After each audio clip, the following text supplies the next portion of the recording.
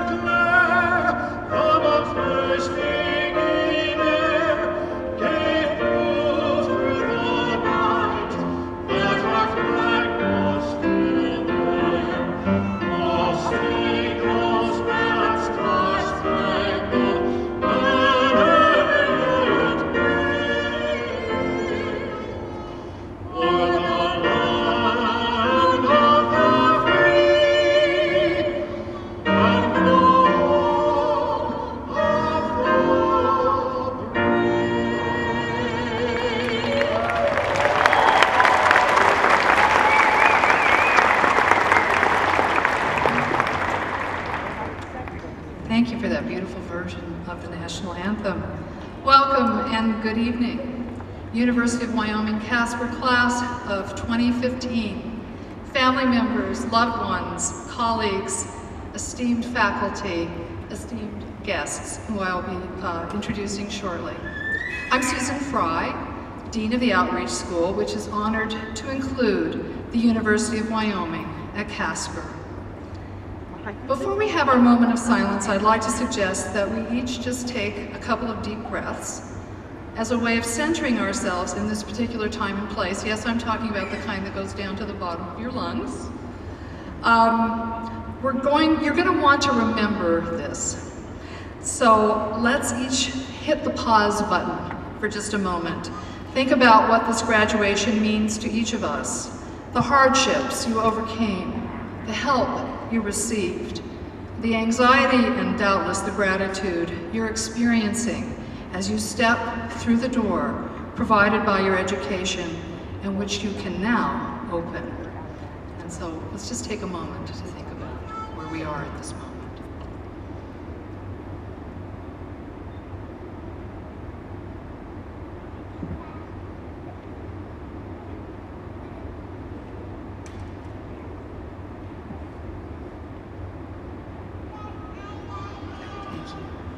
And education is a collective effort. Tonight's event brings together not only students and families, but also leaders from across the state of Wyoming, the Casper and Natrona County community, Casper College, and the University of Wyoming. We're honored to have a number of notable individuals in attendance tonight, all of whom form a vital part of the collective effort that made your education at the University of Wyoming at Casper possible. I would ask that each person whom I introduced may stand and continue standing until all have been recognized. An audience, if you can, please hold your applause until all have been introduced. And by all means, have a seat after the moment of silence. Okay, so beginning with the University of Wyoming Board of Trustees. We have tonight with us Mr. Dave Bostrom, Mr. Jeff Marsh, and Mr. Dave True. From the Casper College Board, we are fortunate to have with us Ms. Kathy Dolan, Ms. Lauren Griffith, and Ms. Susan Miller. From the University of Wyoming Administration, we are fortunate also to have with us Dr. Richard McGinnity, first and foremost among us, President of the University of Wyoming. Dr. David Jones, Vice President for Academic Affairs. Dr. Sarah Axelson, Vice President for Student Affairs. And Mr. Keener Fry, Director of Alumni Relations. From the Casper College Administration, we have Dr. Walter Nolte, President of Casper College. Ms. Kim Bird. Okay, no Ms. Kim Bird. Our guest speaker tonight is Ms. Janelle Fletcher, Director of the University of Wyoming Fine Arts, Outreach, and Cultural Programs. And our mace bearer this evening is Dr. Bruce Richardson, Senior Lecturer at the Department of English for the University of Wyoming at Casper and the University of Wyoming. University of Wyoming deans and deans representatives with us tonight include Dr. Scott Seville, Associate Dean of the Outreach School and Interim Director of UW-Casper and Professor of Zoology and Physiology. Dr. Frank Gailey, Dean of the College of Agriculture and Natural Resources. Dr. Paula Lutz, Dean of the University of Wyoming College of Arts and Sciences. Dr. Owen Phillips, Associate Dean of the University of Wyoming College of Business. Dr. Michael Day, Interim Dean of the University of Wyoming College of Education. Donna Bliss, representing the University of Wyoming College of Health Sciences. And in the audience, I'd like also to recognize, and perhaps you stand for us if you wish, members of the BOCES Board, members of the Casper College Foundation Board, and Natrona County School District administrators. Thank you. Thank you for being with us today.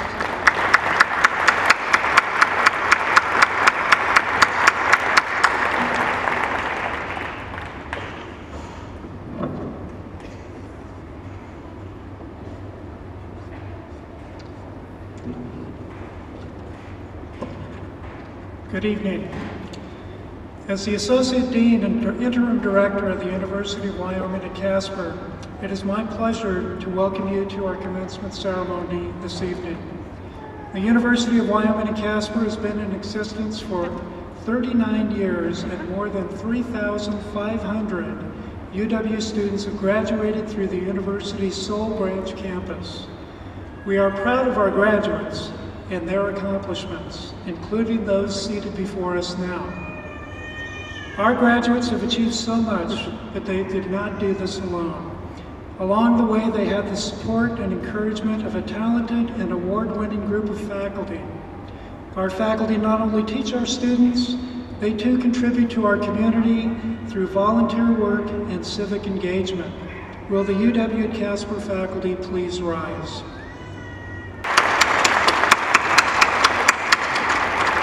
Thank you. UW faculty in Laramie also come to UW at Casper to teach courses or otherwise support the university's mission in central Wyoming. This support is crucial to our success. It broadens the range of faculty from which our students can choose to take courses. They deliver lectures in our Presidential and Faculty Senate Speaker Series. They advise us in our collaboration with the school district and student residency supervision or in social work practicums. Will UW faculty, associate deans, and department chairpersons from Laramie please rise? Thank you. Another group of persons at UW-Casper also provides invaluable help. Through their assistance with advising, financial aid, and simple moral support, it is my genuine pleasure to work with the UW-Casper staff day after day, for they are bright, dedicated, and fun. Will the UW-Casper staff and their colleagues in the Outreach School please rise?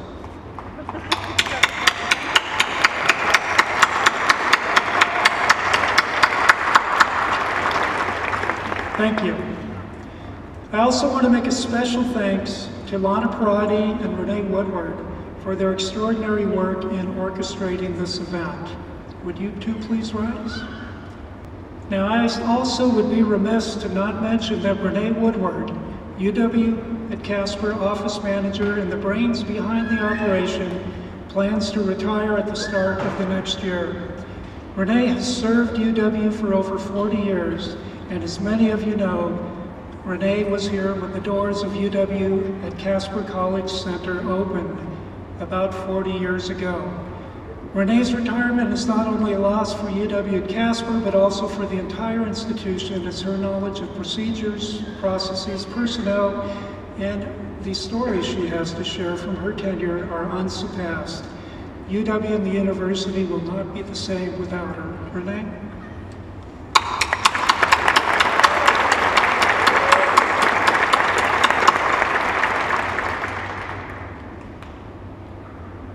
UW Casper is only possible through a close working relationship with our colleagues and friends at Casper College.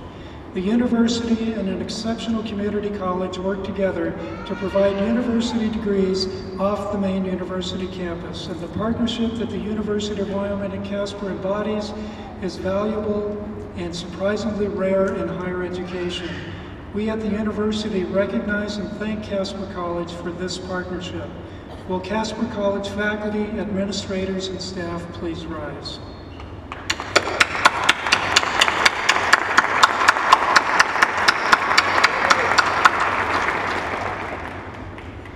There are many in our community who go above and beyond to support our educational mission. Sometimes they do this through their work in the state legislature, or by contributing to our scholarships, or through their service on boards for foundations or nonprofit agencies.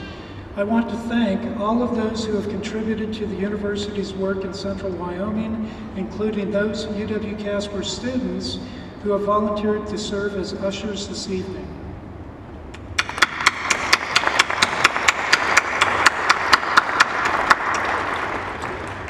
Dr. Bruce Richardson, Senior Lecturer of English, is retiring after 31 years of service to UW-Casper. Dr. Richardson is also the recipient of the 2015 John P. Elbogen Lifetime Teaching Award. Dr. Richardson, will you please come forward to accept this plaque from the UW-Casper faculty and staff?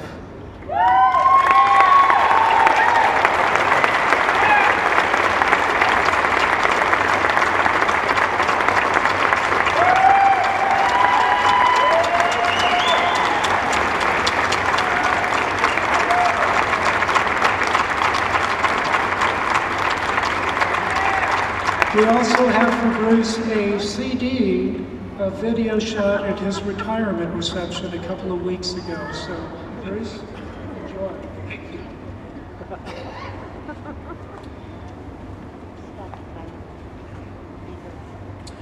Each year, the University of Wyoming and Casper faculty selects a part-time faculty member to recognize for excellence in teaching. The award recipient this year is Dr. Lynn Moore, part-time faculty in the life sciences. Dr. Moore, please come accept your award.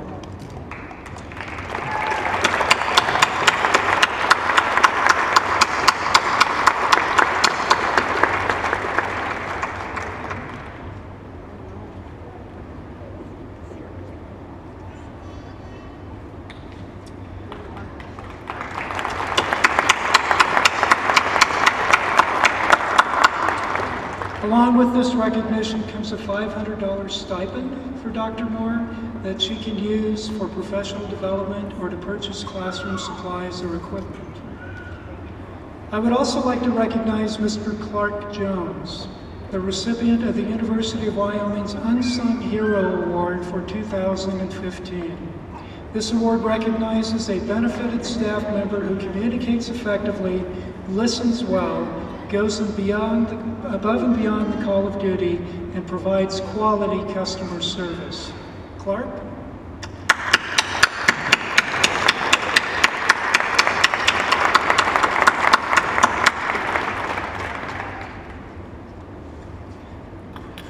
I would now like to introduce Dr. Maggie Murdoch, Professor of Political Science.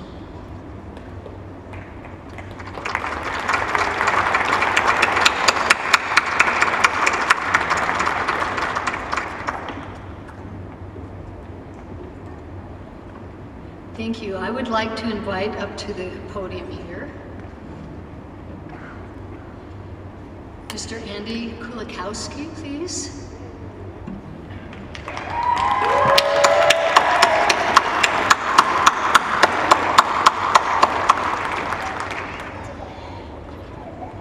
One of the times I retired, some of my friends got together and created a scholarship in my name, the Maggie Murdoch Scholars Program, and each year a selection committee picks outstanding students. I've read the nomination materials for Andy, and I think we'd all be humbled by the things he has already done. He's on his way now to graduate school, but he is the winner for Casper. He's been selected to win this year's Maggie Murdoch Scholars Award. Andy, you've done so much. I know you'll do much more. Congratulations.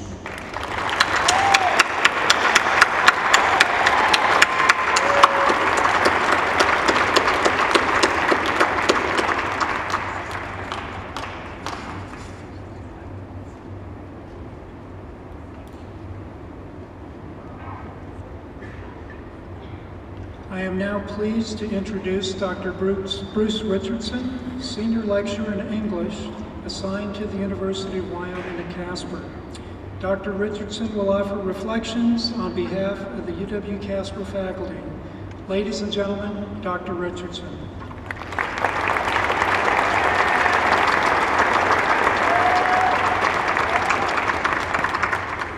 I try to do a little bit of arts advocacy every hour of every day.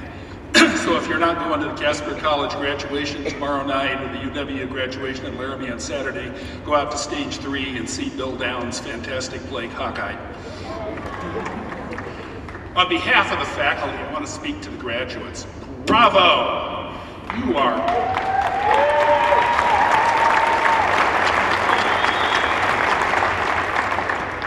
are awesome, amazing people, and you have done something wonderful. Something hard to do, and something rarer than you think. In Wyoming, about 1 in 5 adults have a bachelor's degree. You are now in that group.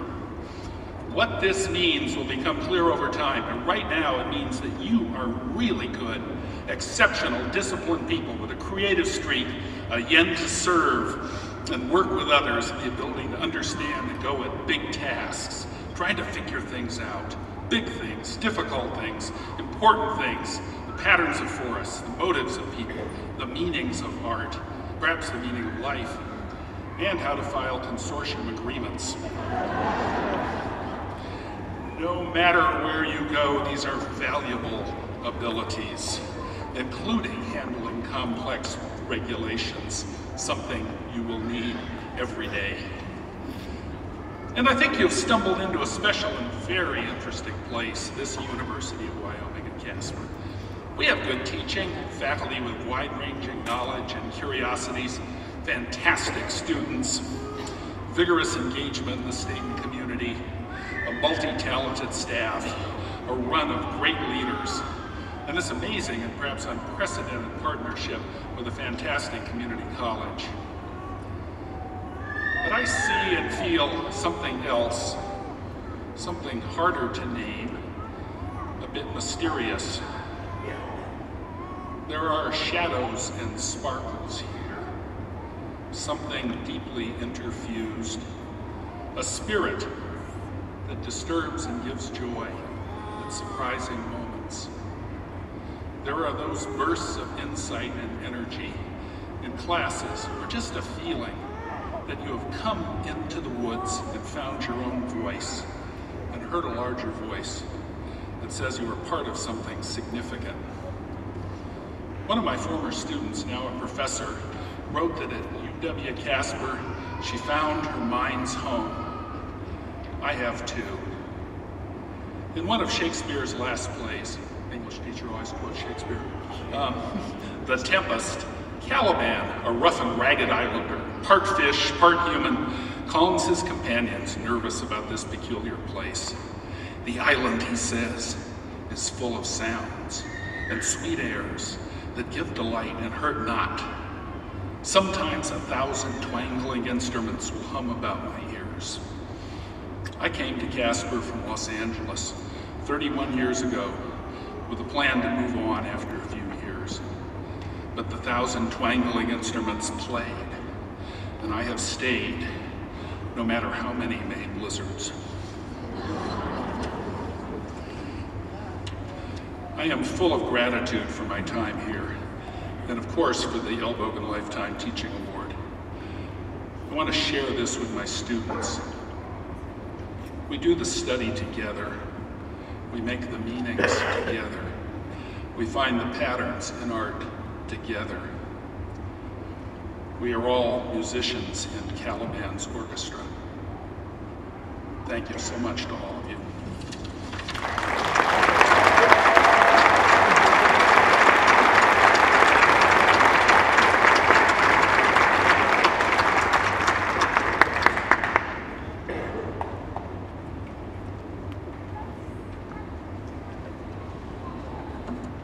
Thank you, Bruce. Now I would like to introduce Miss Melissa Berg, who this year is receiving a Bachelor of Science in Physiology and a Bachelor of Arts in English with a minor in the Honors Program. Ms. Berg was selected by the University of Wyoming and Casper faculty to share her reflections with her fellow classmates. Ladies and gentlemen, Ms. Berg.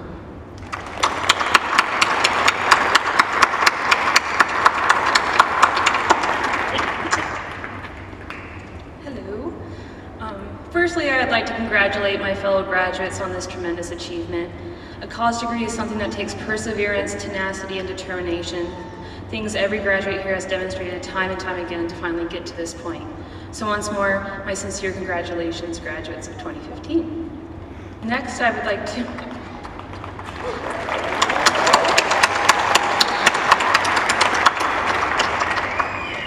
Next, I would like to thank the marvelous staff of the University of Wyoming, both in Casper and Laramie, for their dedication and inspiration. You have shown us all that education is not only something to be gained, but also something to be experienced. I would also like to specifically thank Dr. Ariel Zibrak for nominating me for the honor of giving this speech, and for being a phenomenal mentor and friend this past year. Lastly, I would like to thank my family and friends for their unending and unwavering support and encouragement throughout all of my endeavors. So for the last 6 years of my life, I have been tirelessly working towards the goal of attending medical school after my undergraduate education. As a student, I devoted myself to two diverse areas of study, physiology and English. However, when the time came for me to apply to medical school, I realized I wasn't ready. I knew that while it was undoubtedly what I wanted to do, I felt that now wasn't the best time to pursue this part of my education. There was no definitive reason for this feeling. It was just a gut feeling that I inexplicably knew was right.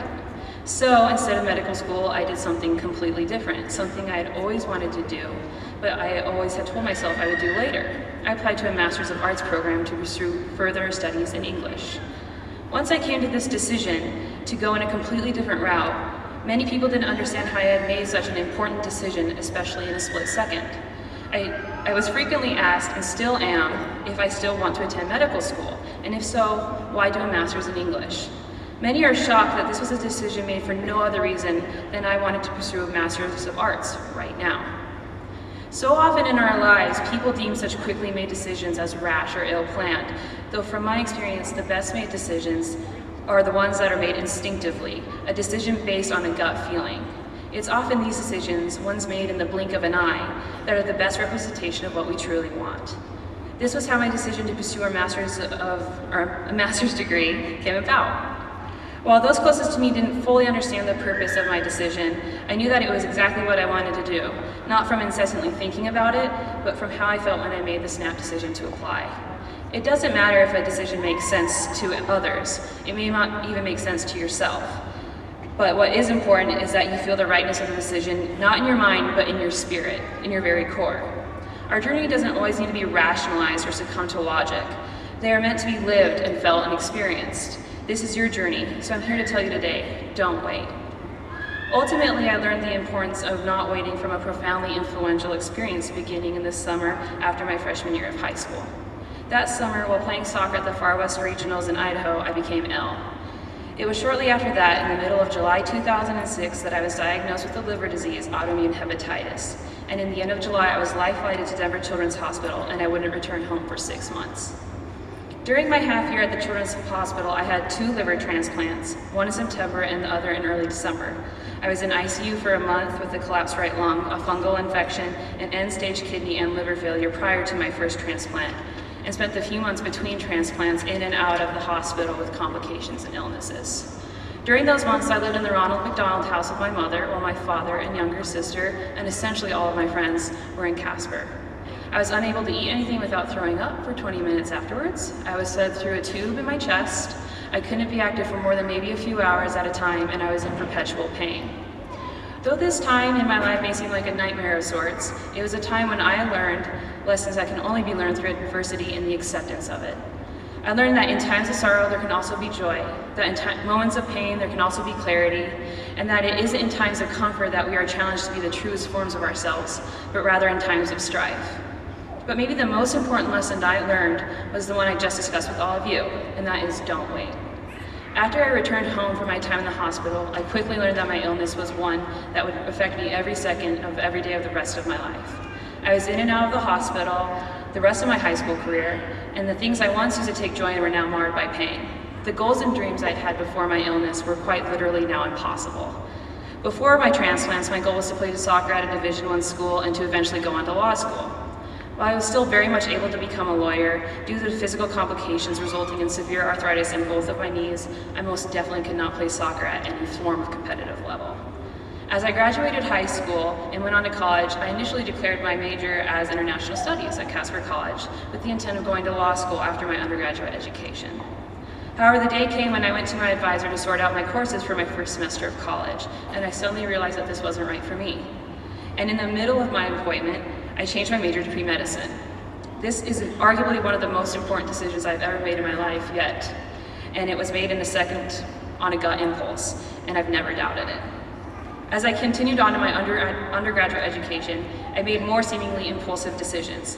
One to add an English minor to my degree, another to go to London for a week with an English and Women's Studies course, then eventually adding a second major in English onto my pre-existing degree in physiology. And all the while through my entire undergraduate career, people would remark on these decisions, always asking why I made them. Why add English? Or what made you decide to pair physiology and English? I've loved English the vast majority of my life, and so to me it only made sense to study it while I was in college, along with studying physiology. I believed, and still do, that learning and knowledge should be integrated and fluid, not segregated. And so to me, physiology and English seemed like a natural fit, two sides of the same coin. And quite frankly, I ultimately made all these decisions without deliberation, but rather off of a gut feeling in the exact moment it was right. Oftentimes, this decisive mentality doesn't make sense to people. This idea of deciding in the moment, not waiting for the exact right time, but to me, it's the only way to make true decisions. We never have a guaranteed tomorrow. Later may never come because there's so much time between now and then. There's no such thing as the right moment or the perfect time, but we do have the guarantee of this exact moment, and the perfect moment for anything is the one you're living in.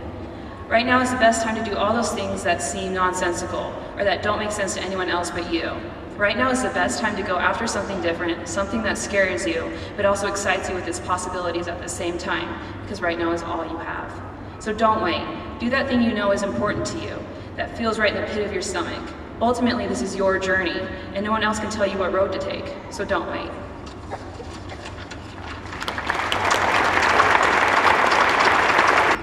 Thank you, Melissa.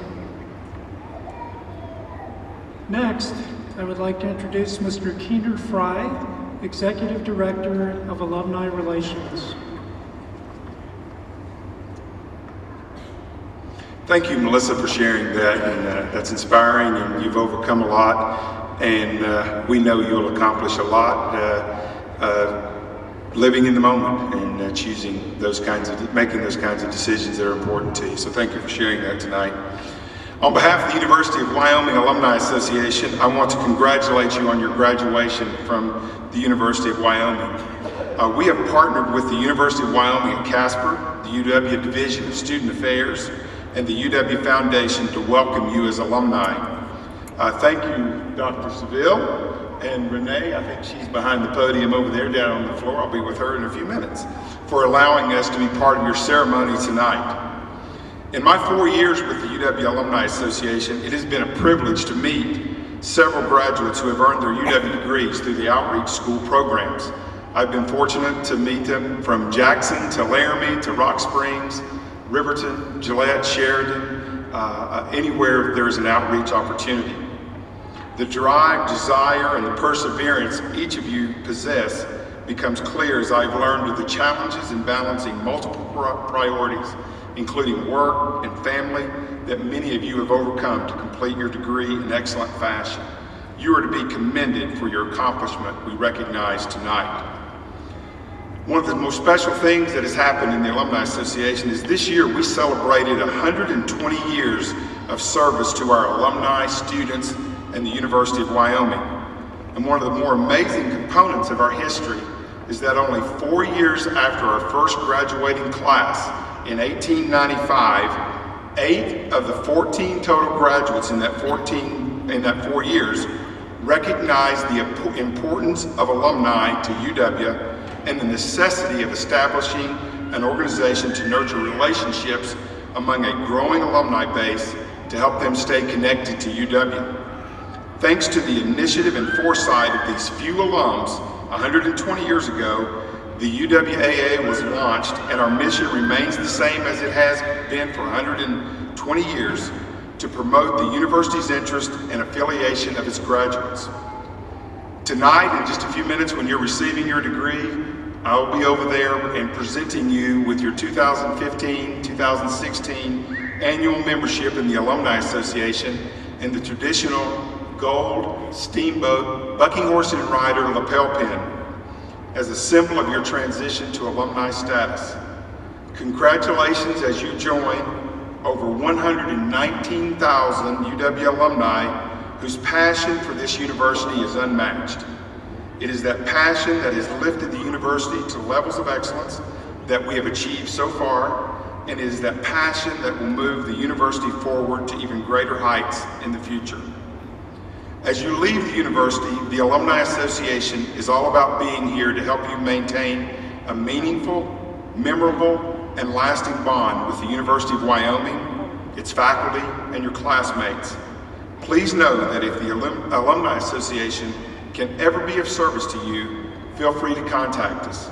We will be here for you as we have for alumni for 120 years. And remember, once a cowboy, always a cowboy, and thank you.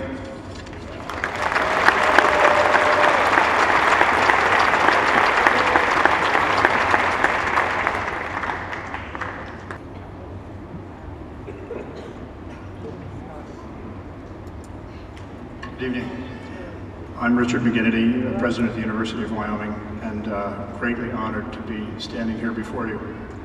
If I could continue the Caliban metaphor that Professor Richardson used, I would say to you, this particular musician in Caliban's orchestra is privileged to be with you this evening on behalf of the University of Wyoming, Casper, and to welcome you to your own commencement ceremony. I join with your instructors, faculty mentors, family and friends in saluting your achievements and wishing you the very best as you begin the next chapter of your lives. And I promise you from firsthand experience, it'll be very exciting. The 83 graduates we recognize this evening represent a wide range of fields and disciplines, including applied science, biology, business administration, communication, criminal justice, elementary education, English, family and consumer sciences, humanities and fine arts, mathematics and sciences, physiology, psychology, social sciences, and social work. That is a wide range of disciplines for a group of this size, and it speaks to the variety of opportunities available here at Casper College and at the University of Wyoming, and it also speaks to your ambitions in pursuing so many of them. The fact that you have been able to earn these degrees in this diverse array of majors in Casper is a wonderful testament to the far-sighted individuals who established the UW Outreach School and the programs here, and of course to your own dedication and perseverance. And I'll come back to the perseverance part in a second. The University of Wyoming and Casper College have had a remarkable partnership that is now approaching its 40th year. When UW opened its first outreach program in Casper in the summer of 1976, it enrolled students in just 3 programs: humanities, fine arts, social science, and mathematics. The first class to enroll was about 60 students, and the first graduating class in 1977 consisted of 3 people. Today, UW-Casper has about 800 students in 17 undergraduate and 12 graduate major programs, and close to 40 full-time UW faculty and staff members work here. Over the years, more than 3,200 people have earned UW degrees here in Casper. Of course, none of this would have been possible without the collaborative efforts of many people at Casper College. The university greatly values this partnership, and we hope to continue building upon what is already in place. Today, I'd like to pay particular tribute to Dr. Walter Nolte, who has led Casper College with distinction and been a strong supporter of the partnership with the university.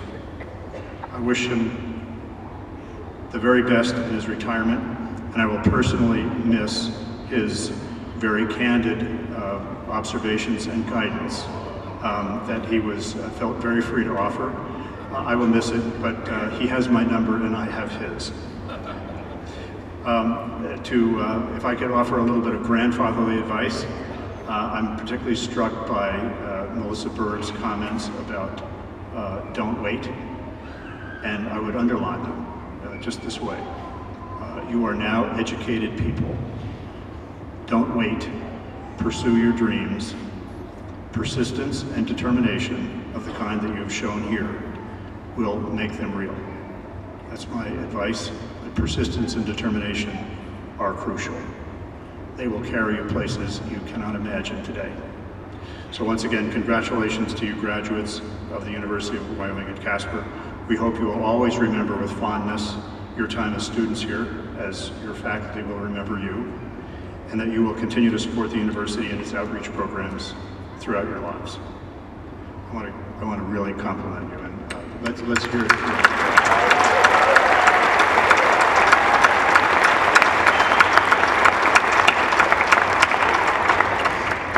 And now I'm pleased to introduce our commencement speaker, Janelle Ann Fletcher, Director of Fine Arts Outreach and Cultural Programs at the University of Wyoming. Ms. Fletcher is currently in her 16th performance season at UW, where she actively engages performing artists of international and national distinction, negotiates and executes contracts, organizes and hosts in-reach programs, and organizes state and regional tours of productions, among many other duties.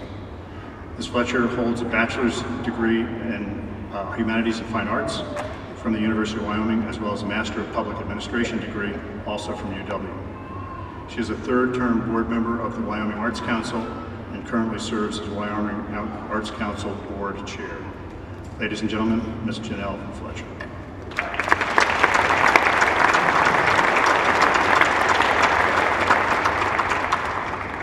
Thank you, President McGinnity, for the kind introduction.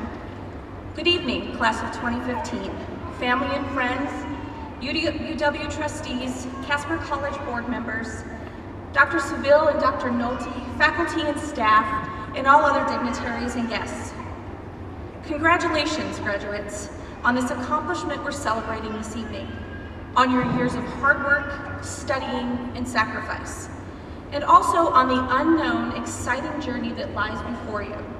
It is an honor and a privilege to stand before you and congratulate you for all you've accomplished in the last few years. Papers, tests, gale force Casper winds, random snowstorms, and case after case of ramen noodles and Diet Mountain Dew. It's a moment of accomplishment, but also of uncertainty, because although you are successfully finishing something significant, you've only just begun. It is customary, in order to help you on your path forward, for your administrators to invite somebody who can impart advice to you based on many years of wisdom. Tonight, I am that somebody.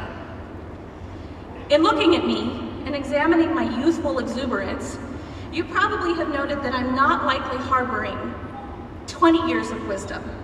Don't feel bad, I thought the same thing. Consequently, I was rather apprehensive about speaking to you this evening.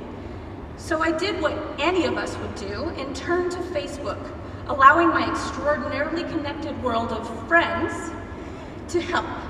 This, by the way, is not considered cheating, I don't think. I've no doubt that you'll appreciate that I took only the really good suggestions to heart and left the bad ones, such as a sing-along, a dance-off, and a CrossFit workout, behind. You're welcome. Still, I was apprehensive. Finally though, it dawned on me that I know today you're focused on your success, on your family, on your friends, not on me. Though I do welcome you to focus on my shoes because they're really great. And I realized in 10 years, you won't remember a thing I say today. And in 100 years, nothing I say today will matter. This may not be the most uplifting of sentiments in a commencement speech, but I find it immensely reassuring. Thus, on this celebratory May evening, I offer to you the traditional list of tips for individuals such as yourselves headed out to make your way in this wide, wonderful world. Number 1. Be skeptical. Don't believe everything you hear. Life isn't like the movies. It's not as simple as there being a good guy and a bad guy. The media, for example, have a tendency to reduce extremely complicated events into simple stories and sound bites, presumably relying on the supposedly limited attention span of Americans. And politicians also have a habit of oversimplifying. Life isn't simple, it's complex. It's your job to ask questions, challenge conventions, and flesh out the gray areas. Number 2, media is plural. The singular is medium. Data is also plural. The singular is data. If you get that right, you're going to impress people. Number 3, speaking of impressing people, I hope you've noticed how bright my shoes are. Shoes are impressive to people. Number 4, be skeptical of yourself. Always be open to changing your mind. If you lean conservative, read liberal editorials such as those in the New York Times. If you lean liberal, read conservative editorials like those in the Wall Street Journal. Challenge yourself, your beliefs, your conventions. And if being skeptical brings about change, remember that, and this is tip number 5, changing your mind is not a bad thing. The media, and remember that's plural, call this flip-flopping. And when political figures do it, we assume it's bad. But you know, we all make mistakes. And the smart thing to do is to learn from your mistakes, adjust, and move on. Albert Einstein defined insanity as doing the same thing over and over again and expecting different results. Take notes on your failures and successes in your life. Use the successes as a control by which you can redirect things that caused failure, and use your failures as a catalyst for directing positive change in your world. Change is normal, not bad. It's the way people grow. Speaking of change, you will discover the older you get, the smarter your parents are going to get. Let me quote Mark Twain. When I was a boy of 14, my father was so ignorant I could hardly stand to have the old man around. But when I got to be 21, I was astonished at how much the old man had learned in 7 years. Evolution is funny like that. So go ahead, call your mom, tell her she was right about that boy you dated in high school. Number 6, when you decide you want to do something, commit. Just trying is not enough. I made what some would call a crazy, or what my mother called the most absurd decision ever, commitment in November when, without much more than 5 minutes of thought and a relative amount of peer pressure, I signed up to run an ultramarathon, otherwise known as a 62-mile death march. I thought, well, I've run a marathon, what's a few more miles? Turns out it's exactly 35.8 more miles. Clearly I need to work on my understanding of arithmetic. As I began the daily chore of training, I grew ever more aware of just how big this commitment was. I mean, I ran all over Laramie, all of the places, all of them. And I still couldn't rack up enough miles in the town to make it to my training goal many of those days. But regardless of how daunting the task, I refused to quit. Just trying to honor this commitment was not enough. So I trudged on, trained, flew to Texas, and ran in mud, pouring rain, and below freezing temperatures to execute a commitment I'd made months prior. I was out there more than 16 hours. Incidentally, if anyone ever asks you to go run on trails with them in Texas, say no, and immediately question their friendship and loyalty to you. An unexpected bonus of following through with this commitment came in the form, as follow-throughs often do, of a profound sense of accomplishment for doing something that, at the start, I thought to be impossible. When you take on these challenges and go the distance, no pun intended, you will find yourself surprised at the number of auxiliary positive effects they have on your life, and how one commitment, no matter how small, can impact the trajectory of your life in an incredible way. 2 weeks after this race, I was walking on perfectly flat ground, slipped, fell down, and broke my ankle in 2 places. Which leads me to my next tip. Number 7, there is no justice in this world. We all want to believe that if we behave well, we will be rewarded. The world doesn't work that way. Life isn't fair. But you don't do things for the sake of getting rewarded. You do them because they are worth doing.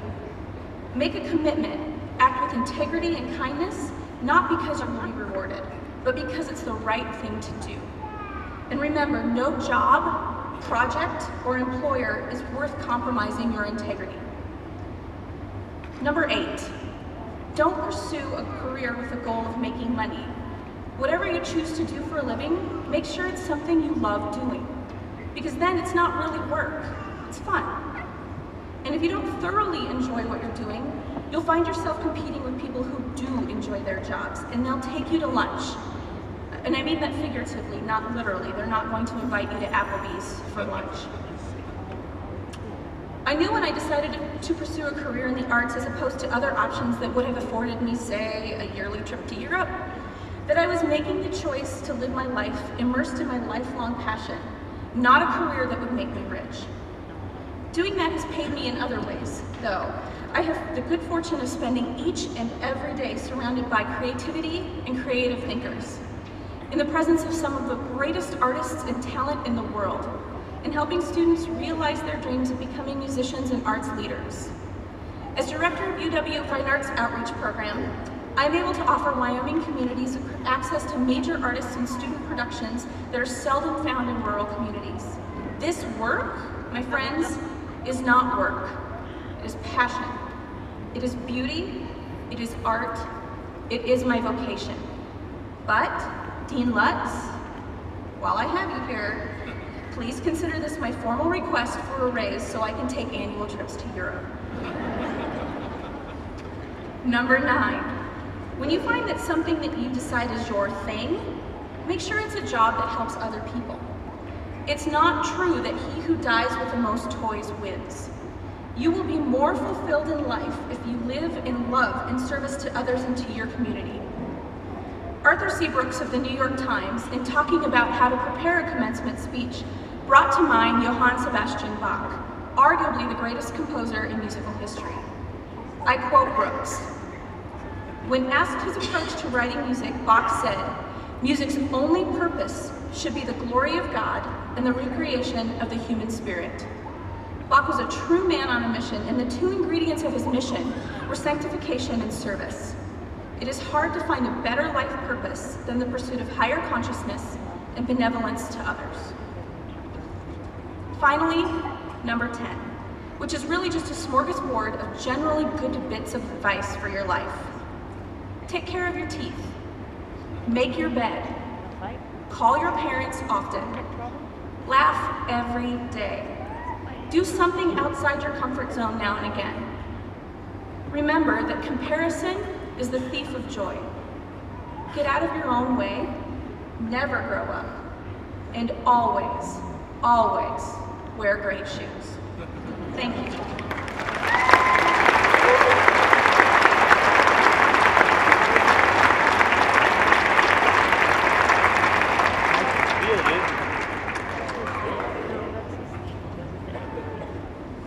Thank you, Janelle. Although she may not think that she has compiled over 20 years worth of wisdom, it certainly seemed like it listening to her speech. My name is David Jones, and my shoes are not too great. We will now confer degrees.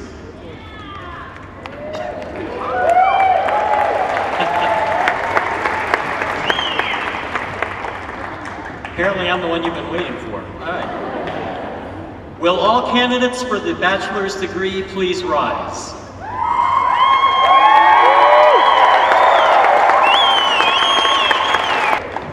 President McGinnity, these candidates have completed the requirements for the bachelor's degree. They have been recommended by the faculty and approved by the Board of Trustees of the University of Wyoming. They are now presented for the final conferral of their degrees.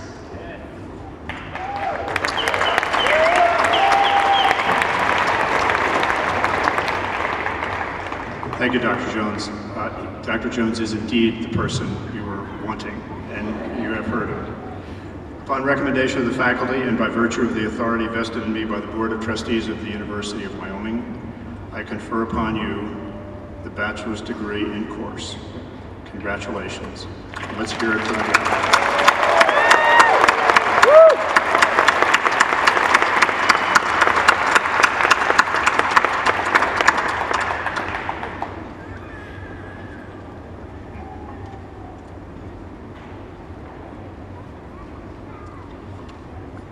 President McGinnity, may I present Dr. Frank Gailey, Dean of the College of Agriculture and Natural Resources, who will introduce the degree recipients in the College of Agriculture. Thank you, Vice President Jones, and my best shoes are boots. I'm from the College of Ag and Natural Resources. Will the degree recipients in the College of Agriculture and Natural Resources please come forward?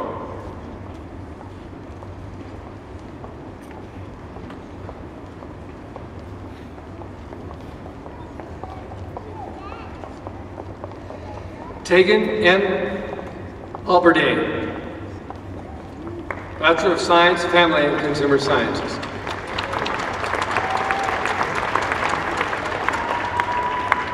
Samuel Enoch Bertagnoli, Bachelor of Applied Science, Organizational Leadership. Daniel Scott Griswold, Bachelor of Applied Science, Organizational Leadership. President McGinnity, may I present Dr. Paula Lutz, Dean of the College of Arts and Sciences, who will introduce the degree recipients in the College of Arts and Sciences. Will the degree recipients in the College of Arts and Sciences please come forward? Melissa Jo Berg.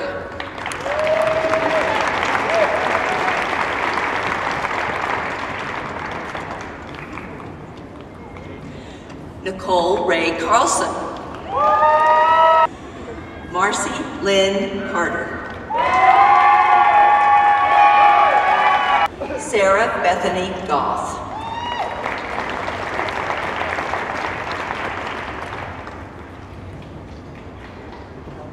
Michaela M. Alford.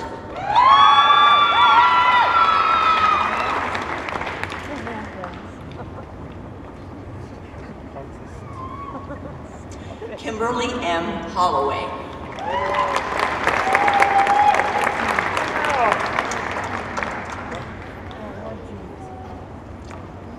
Shaylin Hunsing.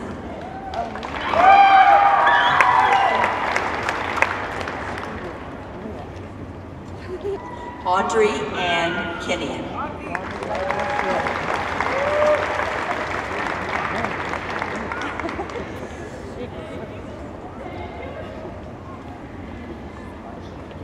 Tiffany Ray Lynn.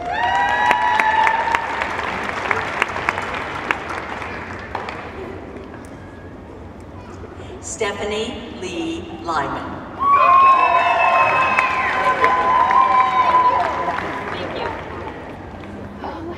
Thank you. Whitney D. Mills.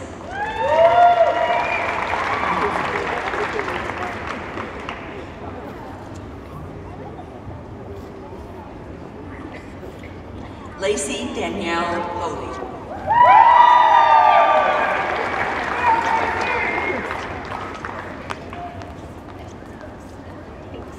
Ryan D. Santianis.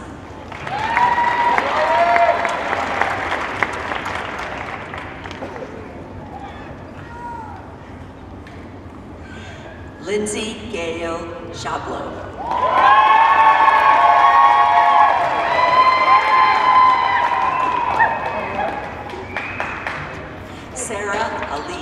Snyder.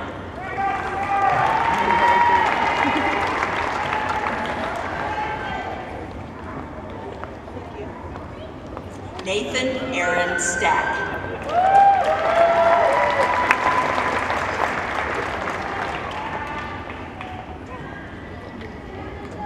Donica Kathleen Svida.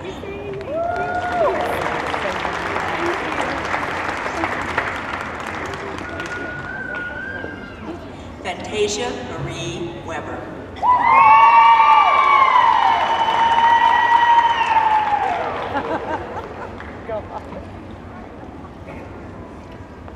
Esmeralda Lirio Zubia.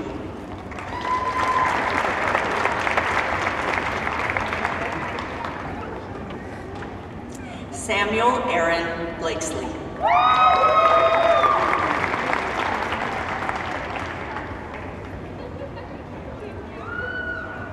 Erica Noel Caves.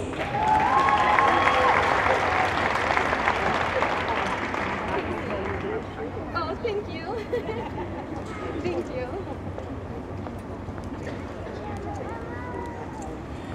Delina E. Doherty.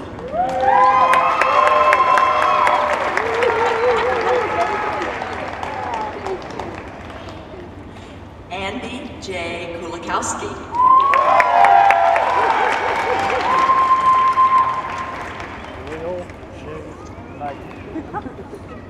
Valerie Lee Lyman.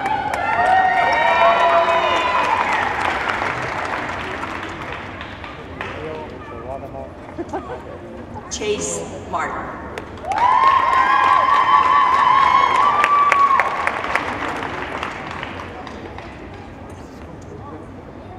Jennifer M. Waters.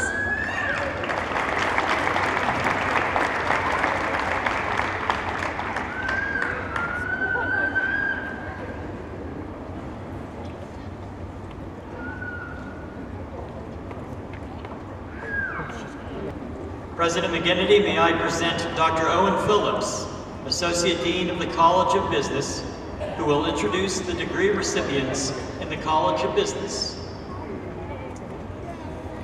Will the degree recipients of the College of Business please come forward? Mannion Haynes Keith.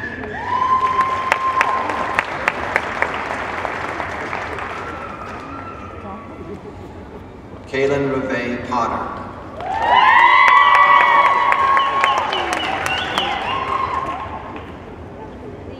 Justin M. Rainwater.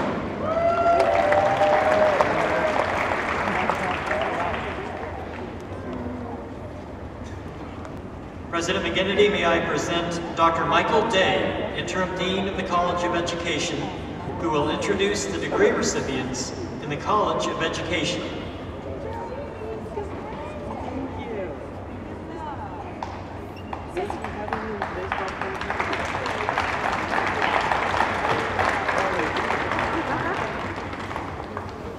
Will degree recipients in the College of Education please come forward?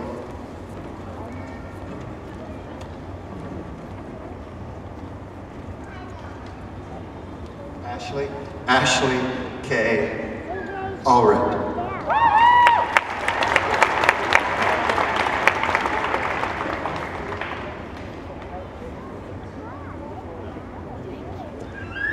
Amanda Renee Armstrong.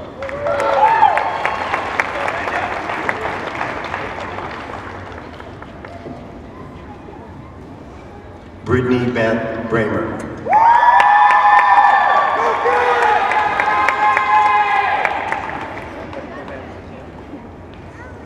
Erica Elizabeth Jensen Brown.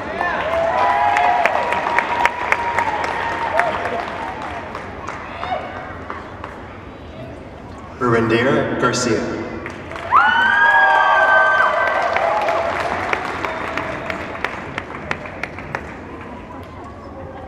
Michelle Kaylee Hill.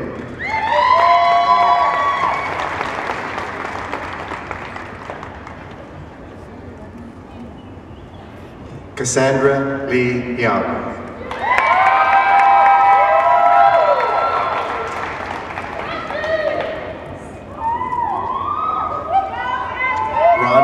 D. Kraus.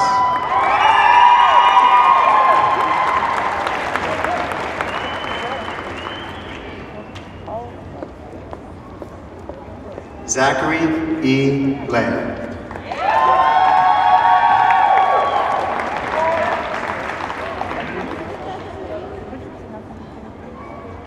Katie Lynn O'Keefe.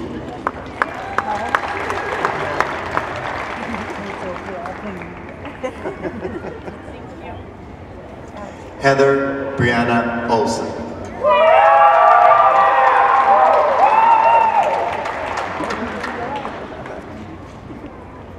Ashley Carol Radosevich.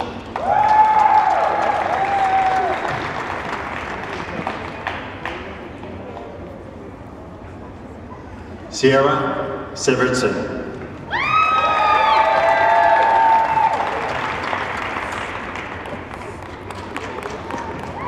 Tyler Ray Smathers.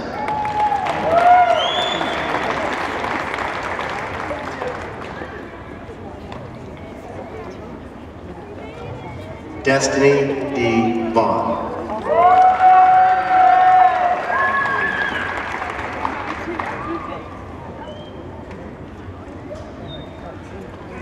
Ida Lear Weber.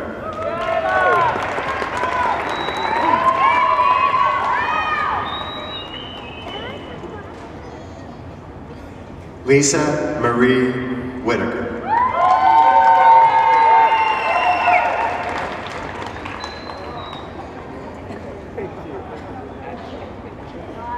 Hannah Kate Willie.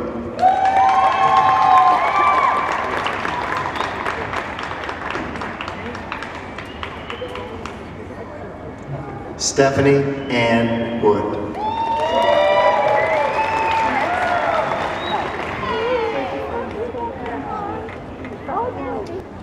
President McGinnity, may I present Dr. Donna Bliss, Director of the Division of Social Work in the College of Health Sciences, who will introduce the degree recipients in the College of Health Sciences.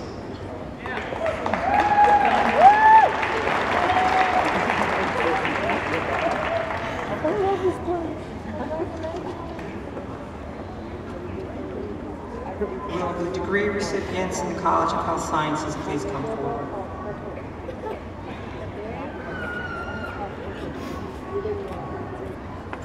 Daphne Lynn Beamer.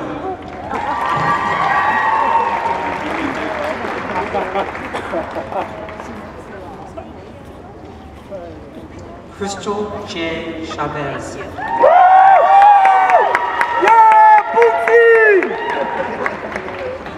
Brittany Caitlin Fleming.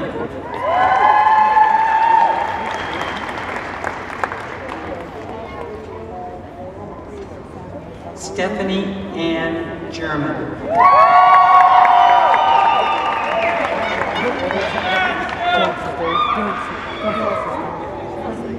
Alicia Ann Gonzalez.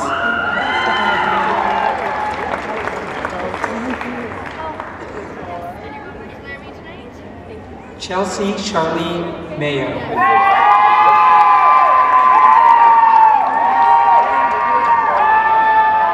Taja Rochelle Morgan.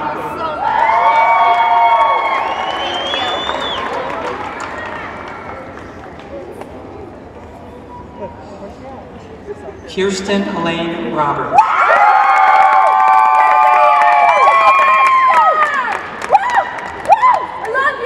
My shoes! Carrie Renee Silvera.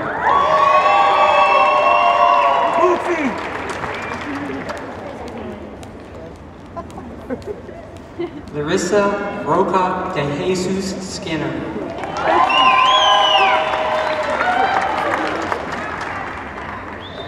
Brandy Nicole Smells.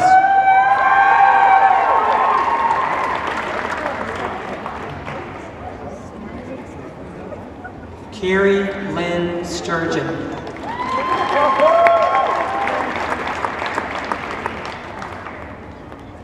Caitlin Eileen Taft.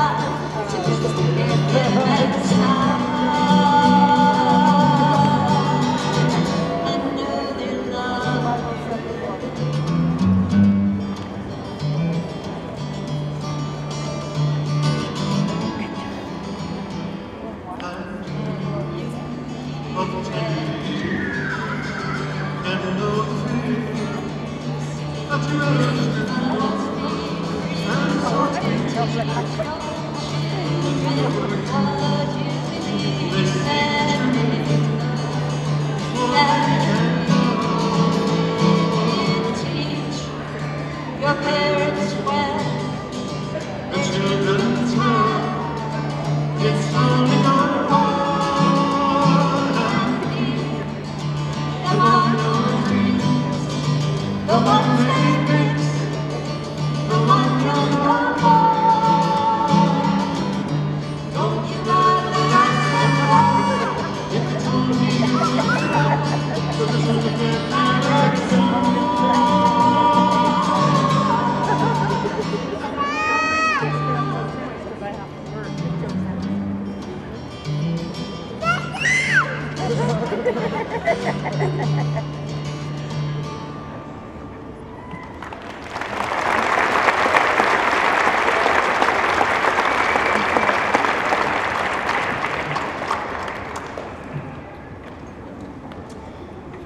Ladies and gentlemen, we all owe tremendous thanks to the people who made this ceremony possible. Please join me in thanking Renee Woodward, Lana Parati, Tao McVeigh, Ann Cotton, Laurie Nitz, Angela Reddick, Mike Lindahl, Rosalind Grenfell, Tammy Hanshaw, Oksana Waslik, Donna Edwards, and Clark Jones.